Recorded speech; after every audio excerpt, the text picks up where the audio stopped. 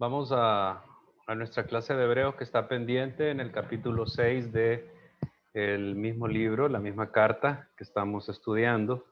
Vamos a la lectura de la palabra en Hebreos capítulo 6 para que podamos ir entendiendo lo que vamos a estar hablando en esta hora.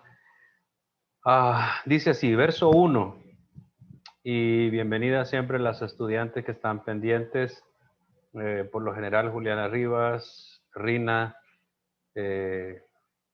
Iris, Conchi y otras que a veces están pendientes. Así que yo le invito a que esté siempre listo a aprender. Vamos a continuar.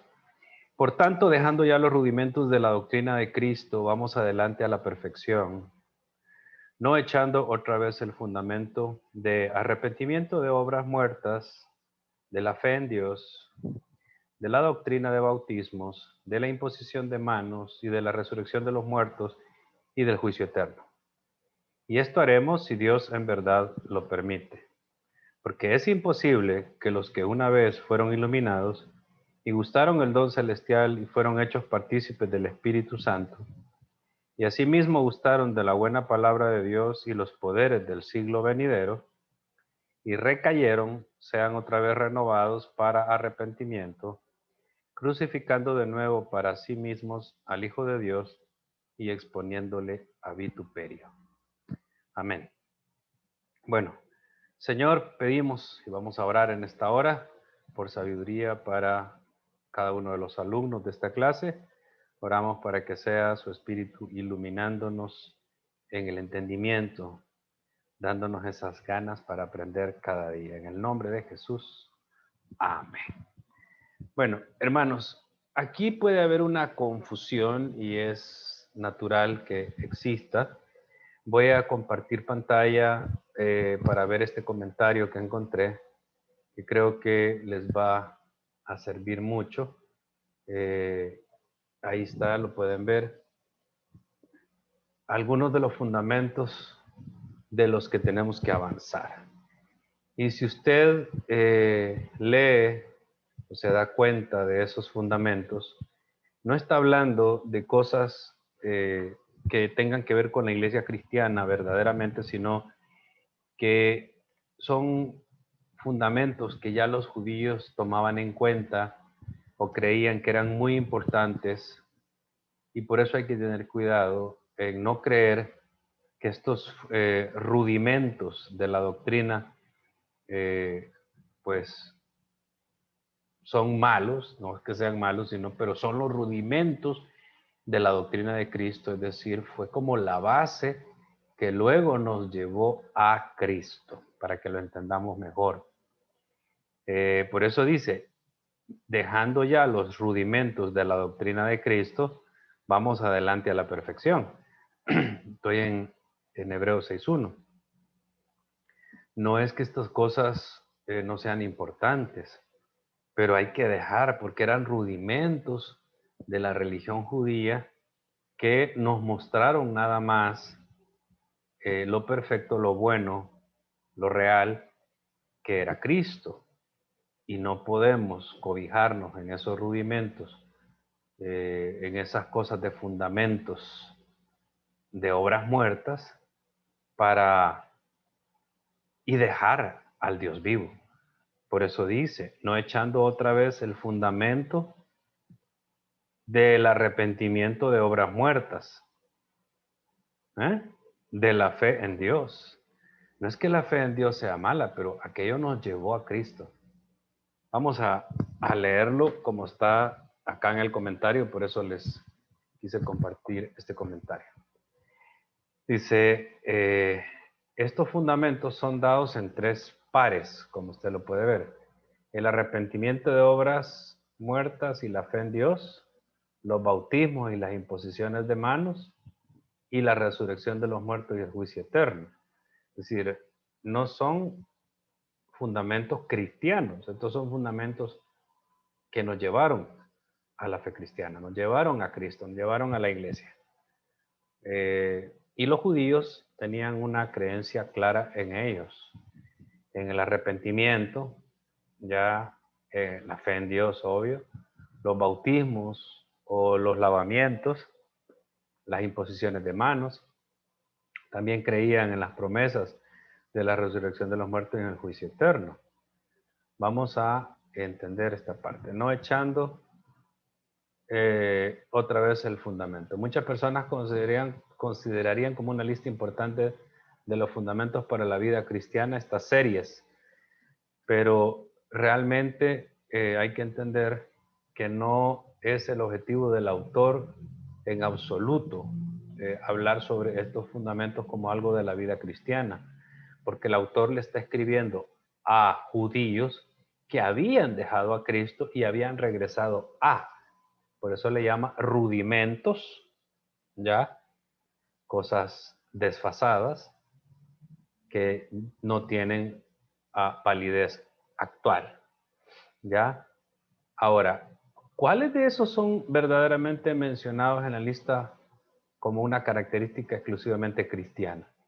¿Dónde está la mención específica de Jesús o la salvación por gracia, la cruz, el perdón de los pecados por la fe sola? ¿Ya? No hay ninguno de esos. Así que usted puede creer o practicar estas cosas y no ser un seguidor de Jesús, creyendo que es el Mesías. O sea, de hecho los judíos seguían lavándose las manos, tenían los arrepentimientos sobre las obras malas que habían hecho, imponían las manos, creían en la resurrección de los muertos, en la vida futura, en la vida en el juicio eterno, tenían fe en Dios y decían, pero tenemos fe en Dios, pero estaban desechando al Hijo. Recuerde cómo empieza Hebreos 1 y 2. Se lo voy a recordar, hermanos. Dios, hablando muchas veces y de muchas maneras en otro tiempo a los padres por los profetas, en estos postreros días nos ha hablado por el Hijo, a quien constituyó heredero de todo y por quien asimismo hizo el universo. Exclusivamente en este tiempo nos habla por el Hijo. Ya olvídense del arrepentimiento de obras muertas, de decir tengo fe en Dios. Hay mucha gente que hoy día dice, yo sí creo en el único Dios, porque hay un Dios nada más. Pero sí, Jesucristo es como un gran profeta, es un gran hombre que nos lleva a Dios, como nos lleva Mahoma, como nos lleva Buda. No, tranquilo, no se complique. O sos o no sos. Así que cuando consideramos los rudimentos, uno por uno es impresionante lo poco que hay en la lista que sea exclusivamente del cristianismo, porque prácticamente todos los elementos podrían tener su lugar en una comunidad judía ortodoxa. La verdad es que cada uno de ellos adquiere un nuevo significado bajo un contexto cristiano y parecen cristianos, pero no lo son. Pero la impresión que nos deja es que las creencias y prácticas judías ya existentes fueron usadas como la base sobre la cual se construyeron la verdad cristiana. Eso es un comentario de Bruce. Ni siquiera los bautismos, mire, tal como se utilizan en este pasaje, son necesariamente cristianos. La palabra griega antigua traducida como bautismo no es la palabra utilizada regularmente en el Nuevo Testamento para describir el bautismo cristiano. Es la palabra usada en las diferentes ocasiones específicas en Hebreos 9:10 y Marcos 7:4 para recibirse a los ritos de la limpieza de los judíos. Acuérdense que ellos tenían ritos de lavados, de purificación. Por eso sorprendió que Juan el Bautista bautizara, lavara, hiciera este rito de purificación en el río Jordán. Ellos lo hacían con tinajas de aguas en sus casas. Y Juan lo hizo en el río, en agua corrida. Y es más, cuando estos que tenían los ritos de lavamientos, de purificación todos los días, vinieron a donde él, Juan le llamó generación de víboras. ¿Quién os enseñará a huir de la ira venidera? Es decir, le dijo hipócrita, o sea, ya basta de tantos ritos de lavamientos, ya basta de tantos bautismos perennes, continuos. Una sola vez, arrepiéntanse al Dios vivo, arrepiéntanse al Dios vivo. Y por eso luego el bautismo pasa de ser el bautismo tradicional de lavamientos, de ritos de purificación, al bautismo en el nombre del Padre, el Hijo y del Espíritu Santo. Si leen el final de Mateo, vamos a Mateo 28, nos damos cuenta. Amén. En Mateo 28, ¿verdad?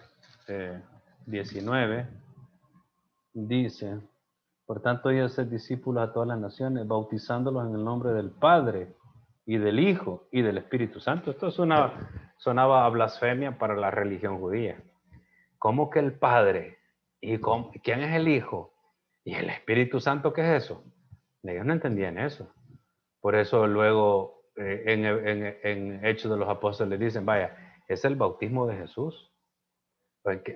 Cuando encontraron a unos discípulos por ahí que eran buenos y que querían seguir la doctrina de Cristo, porque ya la religión, ya la fe cristiana, el camino estaba bien avanzado, y cuando los encararon a aquellos discípulos en Samaria, les preguntaron, bueno, ¿y ustedes en qué fueron bautizados? En el bautismo de Juan, dijeron. Ah, no, es el bautismo de Jesús.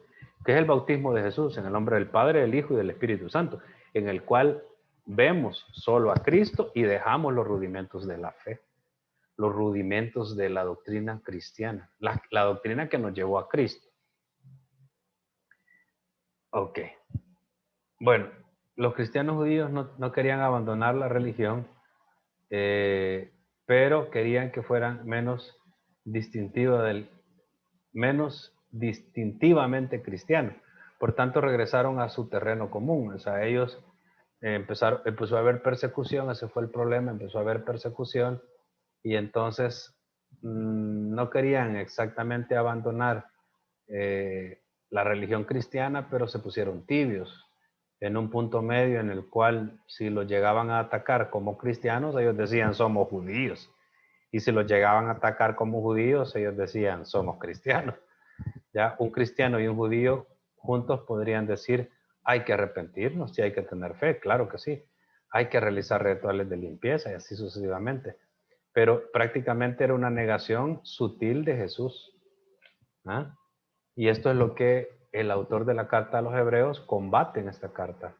Esto es totalmente característico de aquellos que se sientan desanimados y que desean darse por vencidos. Siempre existe la tentación de seguir siendo religiosos, pero no un seguidor fiel de Jesús. La palabra fanático. Si vamos a ser fanáticos, no vamos a ser fanáticos de una religión o de una denominación o fanáticos de una ideología pseudo-cristiana o falsa secta. Vamos a ser fanáticos de Jesús. Ok, veamos. Y esto haremos si Dios en verdad lo permite. Hebreos 6:3. Y esto haremos si Dios en verdad lo permite, porque es imposible que, papá, y ahí va. Esto no se debe tomar como si quisiera decir que tal vez Dios no quiere que se llegue a la madurez, que lleguen más allá de esos principios básicos que tienen en común el cristianismo y el judaísmo. Al contrario, vamos a leer acá el comentario. Si Dios en verdad lo permite. ¿Qué quiere decir ese verso 3? Expresa la completa dependencia en Dios por parte de los creyentes. Si seguimos avanzando hacia la madurez, nos damos cuenta que solo sucede bajo la voluntad de Dios. Y eso es que es duro seguir a Cristo. No va a ser fácil. Jesús dijo, tendréis persecuciones, van a tener situaciones difíciles. En el mundo tendréis aflicciones, pero confiad, yo he vencido al mundo. O sea, en el Evangelio de Juan, en la oración por sus amigos. Así que hay un peligro de recaer, peligro grave. Y este peligro es que queriendo estar en la iglesia, o pretendiendo estar en la iglesia, volvamos a estos rudimentos y prácticamente blasfememos, neguemos la fe en Cristo Jesús. Así que en primer lugar debemos de preocuparnos por entender lo que dice el texto, esta exposición. del verso 4. Porque es imposible que los que una vez fueron iluminados y gustaron el don celestial y fueron hechos partícipes del Espíritu Santo. Es imposible. Si uno ya conoció a Cristo, difícilmente, venga lo que venga, vas a regresar a estos rudimentos. No lo vas a hacer. No lo vas a hacer. La imposibilidad del arrepentimiento de aquellos que han caído después de recibir la bendición de Dios. Porque también es imposible, ¿verdad?, recaer y volver. Es decir, en este tiempo o en esta época, negar a Cristo, morir en una persecución y pensar que vamos a tener la salvación. Vamos a entender esto. ¿Por qué es imposible? La palabra imposible es puesta en una posición de énfasis. El autor de Hebreos no está diciendo que solamente es difícil, sino es verdaderamente imposible. Los otros usos de la palabra imposible en Hebreos, es imposible que Dios mienta, Hebreos 6:18. Sin fe es imposible agradar a Dios, Hebreos 11:6. Así que la palabra imposible es sinónimo de inamovible. Los que una vez fueron iluminados y gustaron del don celestial y fueron hechos partícipes del Espíritu Santo, gustaron de la buena palabra de Dios y los poderes del siglo venidero. Su experiencia es impresionante. El gran debate es si esta es la experiencia de la salvación o una experiencia de una salvación falsa. Recuerde que estamos hablando de los cristianos del primer siglo. Gustaron, esta palabra habla de una experiencia completa y real. En Jesús gustó la muerte, Hebreos 2:9. El don celestial es probablemente la salvación. Y volvieron atrás. Partícipes del Espíritu Santo es un término único, cristiano, que tiene que ver con recibir el Espíritu Santo, comunión con Él y ser sellados por el Espíritu Santo. Gustaron de la buena palabra de Dios significa que ellos habían experimentado la bondad de la palabra y habían visto el trabajo obrando en sus vidas. Los poderes del siglo venidero es una forma de describir el poder sobrenatural de Dios. Los que son descritos aquí en verdad habían gustado de estos poderes. Uno de los debates más acalorados sobre cualquier pasaje del Nuevo Testamento, por cierto, se enfoca en este texto. Están los que hablan de salvación perdida, salvación no perdida, salvos siempre salvos o no fueron salvos. Nunca quizás fueron salvos. Eran falsos. No, aquí está diciendo gustaron, probaron, recibieron. Recibieron, fueron partícipes del Espíritu Santo. Así que la pregunta es sencilla. ¿Estas personas que han tenido impresionantes experiencias espirituales, en realidad son cristianos? ¿Son elegidos por Dios, escogidos antes de la fundación del mundo? Los comentadores se dividen en este tema. Cada uno decidieron sobre el asunto con gran certeza, pero sin llegar a un acuerdo. Todavía hay gente que a mí me pregunta sobre este tema, porque usted es pastor, usted estudió teología. Créame que es un tema bastante difícil de comprender y uno puede tener una posición y no vas a cambiar a alguien que ya tenga su posición personal. Bien difícil. Ok. Recuerde que uno puede tener estas grandes experiencias, ¿verdad? Espirituales y aún así no ser salvo. Incluso uno puede hacer muchas cosas religiosas y no ser salvo. Y ejemplos hay muchos. Mateo 23:15, por ejemplo, ¿verdad? O los que oraban largamente, los que le dijeron, Señor, Señor, en tu nombre hicimos esto y aquello. Y hacían compromisos religiosos, diezmaban rigurosamente, respetaban las tradiciones religiosas y ayunaban. Y sin embargo, no fueron salvos. Desde una perspectiva humana, ¿quién llamaría a alguien que parece tener las credenciales mencionadas en Hebreos 6:4-5? Un no creyente. Hasta podríamos hacer de esa persona un líder de la iglesia desde la perspectiva humana.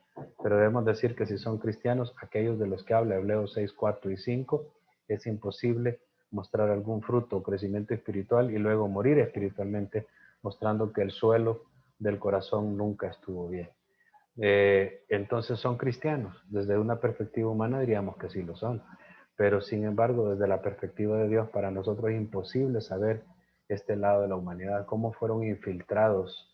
Yo les llamo a esto los de la secreta, los infiltrados, que parecían cristianos, estaban con nosotros, pero no eran de nosotros. Bueno, vamos a terminar hasta acá. Por cuestiones del tiempo. Espero que puedan conectarse la próxima vez y vamos a continuar con las enseñanzas todos los martes. Bendiciones.